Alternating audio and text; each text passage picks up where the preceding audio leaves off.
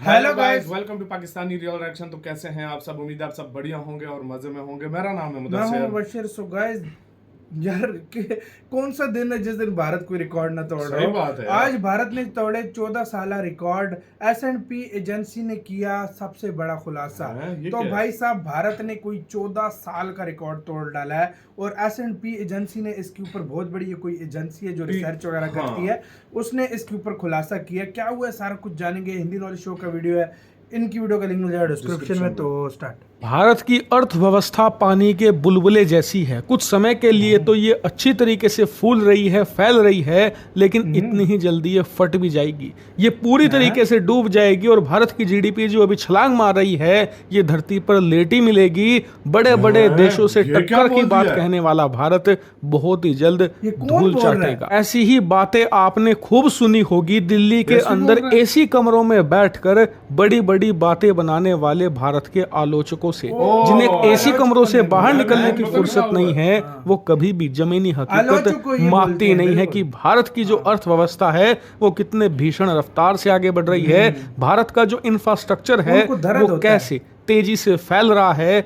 और आने वाले समय में वो हमारी रीढ़ की हड्डी बनकर सामने आएगा और भारत को एक आर्थिक सुपर पावर बनाएगा। खैर, आलोचकों का क्या कहना, उनका काम है आलोचना करना और भारत का काम है उनके मुंह पर तमाचा जड़ना। आज एक बार फिर से यही काम हुआ है, लेकिन अलग बात यह है कि जो तमाचा लगा है वो भारत से नहीं, सीधा अमेरिका से पार्सल होकर आया है और इसे जड़ा है दुनिया की सबसे बड़ी क्रेडिट रेटिंग एजेंसी S&P ने। जी हाँ, जैसा कि आप स्क्रीन पर देख सकते हैं, भारत ने पिछले 14 सालों का रिकॉर्ड तोड़ डाला है और अर्थव्यवस्था के सारे रिकॉर्ड भस्म कर दिए हैं। और इसी का परिणाम यह है कि पिछले 14 सालों में पहली बार भारत की जो अर्थव्यवस्था है उसे पॉजिटिव रेटिंग मिल चुकी है। जी हाँ, ये भारत के लिए एक धमाकेदार खुशखबरी है। जिन लोगों को नहीं पता उन्हें फटाफट बता देता हूं कि ये क्रेडिट रेटिंग है क्या।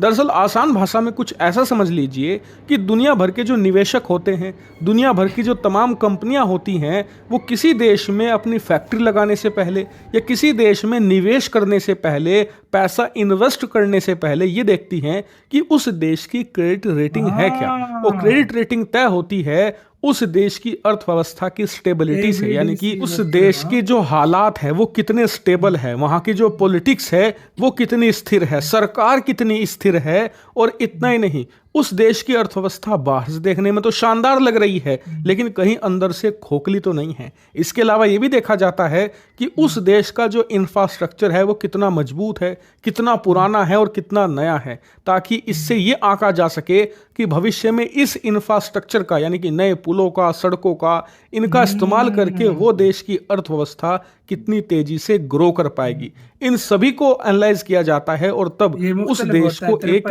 रेटिंग दी जाती है, जैसे कि BBB-, BB+, A+, AA-, कुछ इस प्रकार की ये रेटिंग होती है। जितनी ज्यादा ये पॉजिटिव में होगी उतना अच्छा होगा, जितनी ज्यादा निगेटिव में होगी उतना आपके लिए बुरा होगा। इसका मैं आपको भारत का उदाहरण देकर समझाता हूं।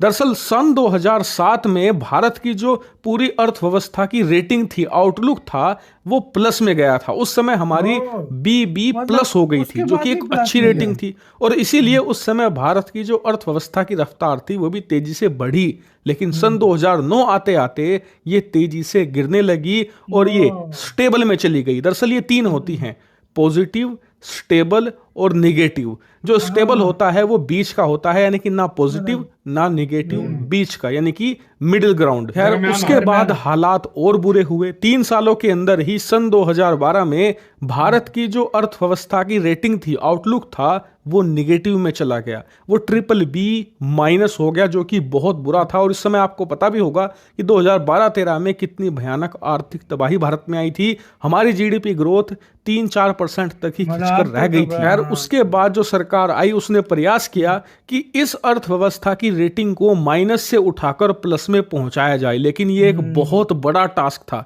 क्योंकि अर्थव्यवस्था की रेटिंग आप माइनस में 1-1.5 साल में पहुंचा सकते हो, लेकिन पॉजिटिव में लाने में आपको 1 दशक लग जाता है। आज वही हुआ है। दरअसल 2012 के बाद सीधा 26 सितंबर 2014 को भारत की जो अर्थव्यवस्था की रेटिंग थी वो निगेटिव से स्टेबल हो गई, जिसकी वजह से सरकार को थोड़ा सा वक्त मिल गया और उसने अपने जितने भी इकोनॉमिक रिफॉर्म थे उन्हें अंजाम देना शुरू किया और उसी का परिणाम ये हुआ है कि आज 2024 में ठीक 10 सालों के बाद भारत की जो ये पूरी क्रेडिट रेटिंग है, जो पूरी आउटलुक है, वो पॉजिटिव में आ चुकी है, पॉजिटिव क्योंकि में भारत के चली लिए गई है, बहुत हाँ। बहुत बड़ी खुशखबरी है, क्योंकि इससे जो दुनिया भर के निवेशक हैं वो अब इस बात को लेकर वो सेटिस्फाई हो पहले ही जाएंगे वो इतना कि अगर कर हम रहे थे, भारत हाँ में भाई। पैसा लगाते हैं तो हमारा पैसा सुरक्षित वो पहले ही रहेगा और इतना भारत निवेश कर रहे उस थे। विदेशी निवेशक का पैसा लेकर अपनी अर्थव्यवस्था को एक नेक्स्ट लेवल पर लेकर जा सकता है। इसीलिए ये क्रेडिट रेटिंग का आउटलुक पॉजिटिव में आना हमारे लिए एक ह्यूमंगस खुशखबरी है और इस खुशखबरी को हमें आगे और बढ़ाकर AAA पॉजिटिव में लेकर जाना चाहिए। इसी के साथ हुई यार वीडियो खत्म। मतलब यार आलोचकों की तो इस टाइम लाल हुई पड़ी होगी, जो उसको आलोचक भी जो छोड़, मतलब आलोचक रोना धोना लगाते थे। मतलब देखो भाई, भारत के अंदर भी कुछ ऐसे आलोचक हैं जो रोना धोना करते नहीं, हैं भाई। असल में हाँ? एक बात बताऊं। हाँ। देखो, जिस तरीके से इंडिया शुरू से चलता आया है ना, हाँ। अप डाउन इंडिया के बहुत चले अप हैं। डाउन बीच में चल, लेकिन इंडिया ने 3 साल में, ज्यादा में नहीं कीता, 3-4 सालों में इंडिया ने वो आंकड़े अचीव किए हैं, वो आंकड़े अचीव किए हैं जो पूरी दुनिया भी नहीं कर सकी। तो इस वजह से वो जो आलोचक है ना, वो कहते हैं ऊपर जाएगा धड़ाम से नीचे गिरेगा। नहीं, अब वो नहीं होने वाला। बात करूं, अभी तक भारत स्टेबल में था सिर्फ ना, मतलब ना नेगेटिव ना पॉजिटिव। तो इतनी तरक्की थी, तो इतनी ज्यादा तरक्की, इतनी ज्यादा निवेशक आ रहे थे भारत में, इन्वेस्टमेंट कर रहे थे। अभी तो पॉजिटिव में हो गया तो क्या होगा? और कितने आएंगे भाई मैं इस पे पॉजिटिव में जब आ जाए ना, निवेशक जो होता है ना, आंखें बंद करके आता है, कहता है मैं इधर जो है ना पैसा लगा देता हूँ, मेरा पैसा डूबेगा नहीं। ये बात 110% आप देखो, ये आपके सामने है और वाकई इस टाइम दुनिया देख रही है कि भाई भारत का आखिर वाकई सीरियसली मैं जितनी तारीफ करूं भारत की कम है यार। सीरियसली भारत ने खुद को तारीफ के लायक ही बना दिया भाई। सही बात है, मतलब भारत अब ये काम कर रहा है कि भाई ये देखो हर चीज अच्छी हो रही है ना भारत के साथ। चलो एक कदर देखो, अब पाकिस्तान में हम क्या टाइम बाद हम बुरी खबरें सुन सुन के एक आधी अच्छी खबर आ जाती है। भारत में डेली अच्छी खबरें आ रही है। डेली कोई ऐसा दिन नहीं गुजरा भारत किसी दिन कोई रिकॉर्ड तोड़ रहा है, या भारत कोई बड़ा मतलब ऐसा फैसला कर रहा है, या बड़ी कोई टारगेट अचीव कर रहा है, कोई बहुत बड़ी इन्वेस्टमेंट भारत में हो रही है, कभी कोई मिसाइल भारत बना रहा है, कभी कैसा हथियार बना रहा है। मतलब भारत यार अनस्टॉपेबल है, अनस्टॉपेबल यार। मैं क्या बोलूं यार, वर्ड्स नहीं है मेरे पास। और अब इन्वेस्टमेंट के पहाड़ लगेंगे भारत में। सही बात है, सही बोला। इन्वेस्टमेंट ऐसी आएगी, आ भी रही है और अब ऐसी आएगी अगले 4-5 सालों में कि ये ए प्लस हो जाएगा। प्लस हो जाएगा। सही बात है। आपका किसका कहना है? अपने कमेंट सेक्शन में दे। अपना बहुत ही ज्यादा ख्याल रखना। तो यार